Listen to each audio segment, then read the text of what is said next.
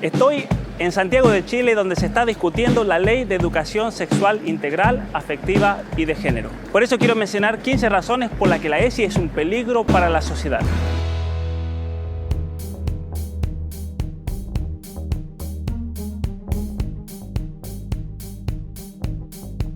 Peligro número 1. El verdadero motivo de la ESI es una revolución cultural, no la prevención de enfermedades.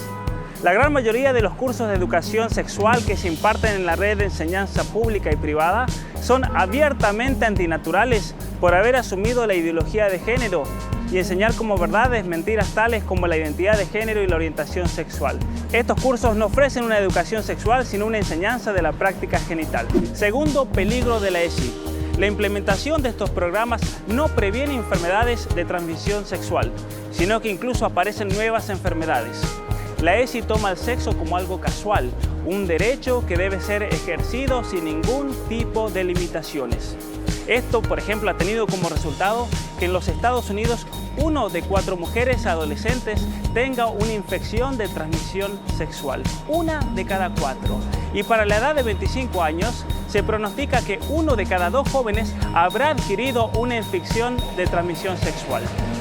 El gran aporte de la ESI ha sido que de llevarnos a tener básicamente 2 enfermedades de transmisión sexual, ahora tenemos más de 24, incluidas enfermedades como el virus del SIDA. Tercer peligro de la ESI. La liberación de la sexualidad lleva a la decadencia cultural. La ruptura de la familia, la bajada de logros académicos, la generalización de trastornos psicológicos, la propagación de enfermedades de transmisión sexual y el asesinato de millones de niños por el aborto son una alarma que señalan que la sociedad está en declive. Además, se presentan como derechos humanos actos sexuales antinaturales y depravados. Es así que la ESI naturaliza perversiones sexuales bajo el lema de la diversidad sexual. Perversiones tales como la pedofilia. Cuarto peligro de la ESI. Esta liberación de los jóvenes destruye a la familia como el mejor entorno para los niños. Un matrimonio monógamo, unido, que engendra y protege a sus hijos. Esto es lo mejor. Estudios científicos confirman lo que todos saben. Los niños crecen mejor en una familia estable, con sus padres biológicos que mantienen un matrimonio de bajos conflictos. Y así es que se forja una generación de ciudadanos que confían en sí mismos, que tienen autoestima, que son independientes. Los hijos, por el contrario de familias quebradas, arrastran muchas heridas. Eso es sentido común y por eso no debemos permitir que el Estado, que no puede controlar a la sociedad, el Estado que no puede controlar la violencia en Chile, se haga cargo de la educación de nuestros hijos. Quinto peligro, la hipersexualización priva a los niños de su infancia. Podemos señalar 3 efectos de la desaparición de la etapa de la niñez: la peor alfabetización, la peor educación y un peor sentido del pudor. Y esto es muy grave, porque la civilización no puede existir sin el control de sus impulsos, particularmente el impulso de agresión y la gratificación inmediata. Estamos constantemente en peligro de ser poseídos por la barbarie, de ser invadidos por la violencia, la promiscuidad, el instinto y el egoísmo. El pudor es el mecanismo por el cual la barbarie siempre se mantiene a raya en una civilización y la ESI destruye el pudor en los niños. Sexto peligro de la ESI. La sexualización de los niños y adolescentes socava la autoridad de la familia y la autoridad paterna. En la actualidad, cuando muchas asociaciones hablan de derechos de los niños, se refieren en realidad a disolver la autoridad paterna y familiar. Quieren sacar la patria potestad para el Estado entonces decidir qué hacer con nuestros hijos. Los niños hipersexualizados se escabullen del abrazo de sus padres y amenazan no solo las buenas relaciones de padre a hijo, sino también a una vida familiar satisfactoria. El propósito de la ESI entonces es destruir esa estructura familiar para que el Estado tome a cargo a sus hijos. Séptimo peligro, hipersexualizar a los niños va contra su desarrollo hormonal natural. La madurez sexual física es un proceso largo y paulatino y la madurez sexual y psicológica es un proceso mucho más largo aún. Pero sin embargo, con la educación sexual infantil de los colegios se viola ese ritmo natural creando en ellos deseos e inquietudes que no corresponden con su edad y su desarrollo psicobiológico. Octavo peligro de la ESI. La masturbación habitual va ligada a más riesgo de sexualidad narcisista. En estos cursos de educación sexual integral, como se ha constatado en todos los países donde se ha impuesto, a los niños se les anima a experimentar una y otra vez con la masturbación, sin tener en cuenta que este hábito lleva fácilmente a la adicción, los engancha también a la pornografía con todos los problemas que ésta acarrea. Noveno peligro de la ESI, la incertidumbre del género puede llevar a trastornos de la personalidad, como de hecho ya ocurre en países como Canadá. Decirle a los niños y las niñas que lo que sienten es un estereotipo, que pueden ser una u otra cosa, que incluso pueden cambiar de sexo o que cualquiera de sus amigos podría ser de otro género, pero ocultarlo es sembrar incertidumbre de género y eso genera identidades débiles y titubeantes. Muchas veces llaman educación en la diversidad a lo que es una mera construcción del género. Peligro número 10. Pedirle a niños pubescentes que salgan del armario los saca del desarrollo natural. Incluso estudios han demostrado que el 70% de aquellos jóvenes a los 17 años que reconocen atracciones hacia el mismo sexo, una vez que llegan a los 22 años ya lo han superado y se declaran exclusivamente heterosexuales. Lo mismo pasa con los trastornos de identidad de género. Cuando un niño padece algún tipo de disforia, el 95% de esos niños lo supera naturalmente. En la adolescencia hay una gran fluctuación de sentimientos y los niños y adolescentes no deberían ser presionados ni animados a elegir un género o a salir del closet.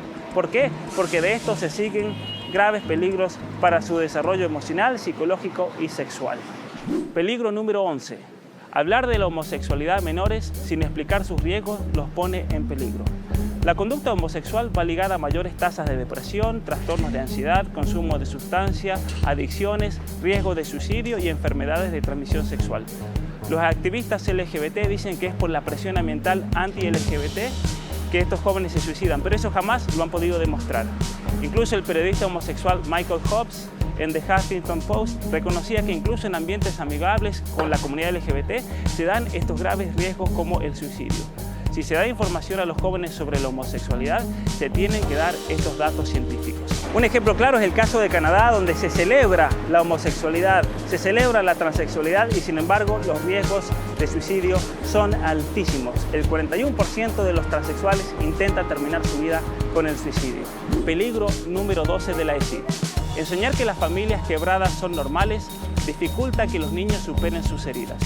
Cuando se rompe una familia por el divorcio, por ejemplo, el niño queda herido y para superar la herida primero hay que reconocer que existe esa herida. Si los adultos le repiten que no hay ninguna herida, que eso es normal, que no tienen derecho a estar heridos, solo se les consigue dañar más por la normalización del divorcio y otras formas de uniones. Peligro número 13.